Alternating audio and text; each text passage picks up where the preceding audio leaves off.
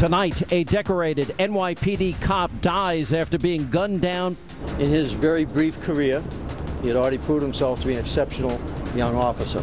But liberals only seem to care about the death of convicted drug dealer Freddie Gray. Blue lives matter, so where is the outrage?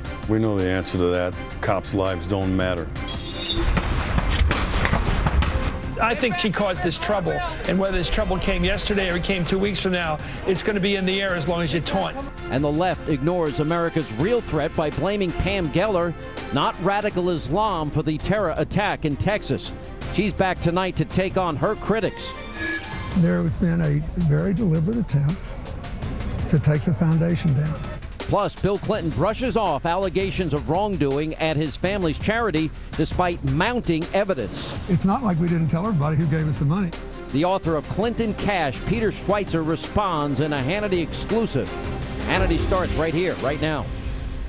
And welcome to Hannity Tonight. Do blue lives really matter to liberals and the mainstream media? Now, if they do, then the left needs to explain why the death of convicted drug dealer Freddie Gray is getting so much more attention and causing more outrage than the murder of decorated NYPD officer Brian Moore. Now, if you haven't heard, Moore died yesterday after being shot in the face by a black man over the weekend who's been described as a career criminal. Now, let's compare the two men. Freddie Gray, like Officer Moore, was just 25 years old when he died. Gray had been arrested at least a dozen times, and he was charged for possessing drugs and attempting to distribute these drugs. Law enforcement officials have said on this show that Freddie Gray was, in fact, a known drug dealer in the area, and they say that the preliminary toxicology report shows drugs in his system at the time of his death. Now, meanwhile, here's how NYPD Commissioner Bill Bratton described Officer Brian Moore's service to the people of New York City. In his very brief career, less than 5 years, he had already proved himself to be an exceptional young officer. In that career, he had made over 150 arrests, protecting and serving the citizens of the city. He had already received 2 exceptional police service medals and 2 meritorious police service medals. We don't give them out easily. So liberals must have some other reason for ignoring Officer Moore's death and making Freddie Gray the patron saint of injustice in America. Now, according to the most recent FBI statistics from 2012 on police killings in America, black people made up 26% of all victims, accounting for 123 total deaths. So the number for white people must be much lower, right? Since the left wants you to believe that there's an epidemic of cops killing black people. Well, liberals are wrong again. FBI statistics from the same year show white people were, in fact, victims in 69% of the total deaths that were caused by cops, accounting for 326 total. That's more than double. But, of course, that hasn't stopped people like Democratic Congressman Hank Johnson from saying things like this on the House floor. It's like open season on black men in America, and I'm outraged. In fact, all Americans are at risk when bad actors in law enforcement use their guns instead of their heads. Pretty unbelievable. And to put this all into perspective, our new Attorney General, Loretta Lynch, well, she met with Freddie Gray's family, the mayor, and other leaders in Baltimore today. So when is she going to be meeting with Moore's family? After all, Loretta Lynch is the top cop in the land, right? So shouldn't she mourn one of her own and meet with his family? Here with reaction, Milwaukee County Sheriff David Clark is with us. Sheriff, I don't see that meeting happening. And when you look at the numbers, and then you add black on black crime to these statistics, it seems totally, completely blown out of proportion. So that tells me there's a political agenda in play. Do you see it that way? And if so, what is it? I most certainly do. But first of all, God rest the soul of Officer Moore, and my prayers are with Commissioner Bratton and my colleagues at NYPD as they yet again have to lay to rest one of New York's finest. Sean, you know that the data doesn't support this false narrative that's been going on ever since the days of Ferguson, this hands up, don't shoot. You know, you look at the research, and I've looked at a lot of it since then because I wanted to make sure that there was no pattern here. There is no pattern. There is no credible evidence to support that law enforcement officers of any race use an inordinate amount of force against black males. And I continue, and I heard it yet again yesterday, the President of the United States propagating this false narrative about how law enforcement treats black males and people in the black community. Now, one of the reasons that this thing thrives is because of the liberal mainstream media, all right? They like race politics. They support a lot of the leftist agenda when it comes to this stuff, identity politics. They have abandoned their responsibility under the First Amendment to be neutral and to get to the facts, and they have become the mouthpiece. They have become the propaganda wing of leftist policy and leftist ideology. That's why you don't hear about much about when a cop suffers or gives up his life at the hands of some perpetrator. You know, the headlines I was reading after the New York incident starting Saturday night, New York officer shot. But if the reverse happened, and if Officer Moore would have shot and killed the black suspect, the headline would have been, white officer shoots black. Yep. Exactly. And so, you know, you can see the pattern here. It is sickening. I mean, why isn't Loretta Lynch? I realize she's got her hands full. She just got there. And I want to give her a chance to get settled there. But I would like to see her go to New York. Eventually she will. She probably already called Commissioner Bratton. But I would like to have her go to New York and look into whether Officer Brian Moore's civil rights were violated by this suspect. Did this black suspect shoot Officer Moore because he was white? Now, we don't know what happened to we do know what happened to Officer Moore. We still don't know what happened to Freddie Gray. We don't have the details. We don't have the evidence. At best, it's very circumstantial, and to me, at this point, it's a leap. The question I have, why do we not, as a society now, provide the assumption of innocence that we give to every other criminal in society, even some of the worst criminals? There's a rush to judgment here against cops. Why? Well, you know, again, you have the liberal mainstream media that likes to engage in the race hustling. I mean, they're always sticking a camera and a microphone in front of the charlatan Al Sharpton when these things happen, and he starts to fuel the dissension and fuel the false narratives. You know, it's almost as if, you know, the cops are expendable and all this thing.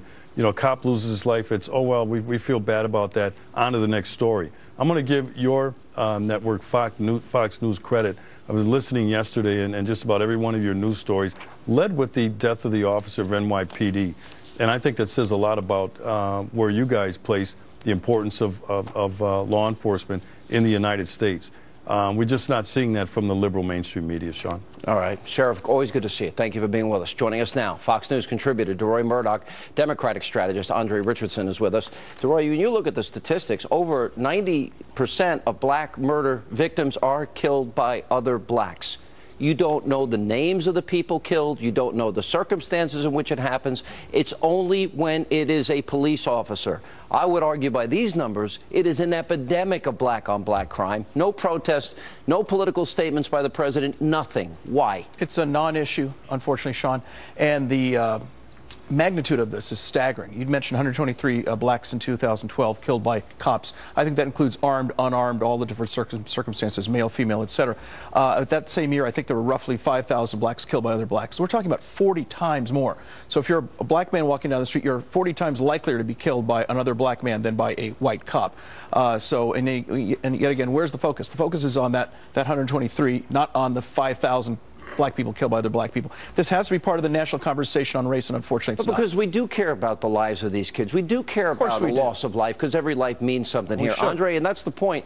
You're dealing with 123 incidents. You have all the people that protest, all the allegations made about cops, even false narratives about hands up, don't shoot. And then you've got thousands of instances. We don't know the names of those people that are killed. Black on black crime. Why don't we hear that? Where's Al Sharpton? Where's the president for that, for example? Well, first off, I'd like to say that I'm not sure if the president made a statement, but I know that he did acknowledge the unfortunate death of Officer Moore. That's the first thing. And the second thing is, you know, we get caught up in this narrative and this rhetoric of black on black crime. Why is there no white on white crime? Why is there no Asian on Asian crime? 86% of white males get killed by other white males, which tells me one thing. All crime is familiar. Now, it's unfortunate whether it's a cop, whether it's any human being. Andre, you're missing the point. The president twice now has excoriated police in this Baltimore case. He rushed to judgment in the Cambridge case when he said they acted stupidly. He said his son would look like Trayvon, wait a minute, without any evidence being presented. And he even jumped into the Ferguson case And it turned out that Michael Brown was responsible for what happened in that case. And the Sean, hands up, don't shoot never happened. Right. Well, respectfully, there's politics being played across the board here. Anytime a black suspect is arrested and then killed by the police, his rap sheet is almost immediately put out. Is that irrelevant? So you were talking earlier about rushing to judgment, so I just wanted to add that in. Now, of course, if you have a president who sees himself in some of these suspects, then he absolutely has a right to say, you know what, this is an unfortunate incident. 120, and we're seeing now this happening at such a rapid pace. I'm talking about pure numbers here. If it's 123 examples of cops shooting black Americans, and then we have thousands of examples of murders and black-on-black crime, and the president constantly inserts himself into high-profile race cases, and as a constitutional attorney, he has rushed to judgment and has been wrong repeatedly, don't you think the president might say something about his home city of Chicago and black-on-black crime and the number of people that have been dying in his city? I don't hear him utter a single word about it. Nothing. Sean, here's the thing, and I think not just this station, but a lot of stations and a lot of people across this country get caught up in this vehement It's not rhetoric. caught up. Thousands of young men are dying. Yeah, I mean, you have your stats. We've heard all along that Black Lives Matter. Now, I assume that it's not just 123. You have your stats. I have my stats. Yeah, I don't think it's just 123 Black Lives Matter when they're killed by cops. We've got thousands and thousands more. I mean, we're talking literally 40 times as many in 2012 killed by other black people. I'm not saying that we should forget about incidents where cops are out of control or police brutality, but there has to be some sort of balance here, and some part of the discussion has to be, what are we going to do about these black people who are killing other black people? And what you hear about it is national silence, utter silence. The difference, I see thousands of people in the streets yelling about what happened in Baltimore, and I don't see anybody in the streets yelling about black people killing other black people. That's a great question. Andre, why doesn't the president, who's so quick to jump into high-profile race cases if it involves a cop, why is he utterly silent about his own home city, for one example, or any major city in America, where you have kids, I don't think he is silent. I think you're wrong. I don't think you're accurate by saying that. He's been pretty silent about it. Rather quiet. He's been pretty quiet about it. I think you're inaccurate. He has talked about it. You're trying to divert our attention. He rushes to judgment if it's a cop, and he's utterly silent when there are thousands of examples of kids dying needlessly. And that, to me, speaks of politics. Of kids dying needlessly all over this country by the hands of police officers. 123 versus thousands. As a black man, when you are detained by the police department, you have a civil right that, you know what, maybe I'll sleep in my bed, maybe I'll go to jail, but to lose my life? And if you're a black person walking down the street, you have a right to get to wherever you're going and get home safely without another black person killing you. And again, I don't see the protests, I don't see the marches. That's the difference. I don't see the national conversation on the part not just of Obama, but on the part of Al Sharpton or any of the civil rights. Let me give an example. I hear crickets. I hear absolute utter crickets. Let's use Michael Brown. Let's use Michael Brown as an example. The president rushed to judgment in that case. Then we find out Michael Brown knocked up a convenience store, intimidated a clerk, fought a cop for his gun, charged at the officer repeatedly, even after he was being shot at, and he kept charging. And that's what the black eyewitnesses in that case repeatedly said, and that's why that cop wasn't indicted. The president never apologized for rushing to judgment in that case. No, he went before an international audience and said, we have race problems in America. Eric Holder compared it to the Emmett Till case, of all things. That didn't do anything to calm tensions in Ferguson. And of course, it was the Department of Justice under Eric Holder, working under Obama, who determined that hands up, don't shoot didn't actually happen in Ferguson. Never happened. All right, we've got to end it there. Thank you both.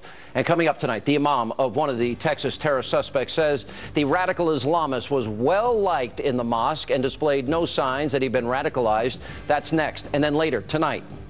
An analogy is a Klan group that decides to hold a cartoon contest satirizing black people. Liberals blaming Texas free speech and the event organizer, Pam Geller, for what happened. Instead of the jihadists who carried out the attack, she will respond to those liberal critics right here tonight. And then later, an exclusive interview with Clinton Cash author Peter Schweitzer. He's going to react to Bill Clinton's latest comments defending his family's very questionable fundraising and, of course, the Clinton Foundation. That and more as Hannity continues straight ahead.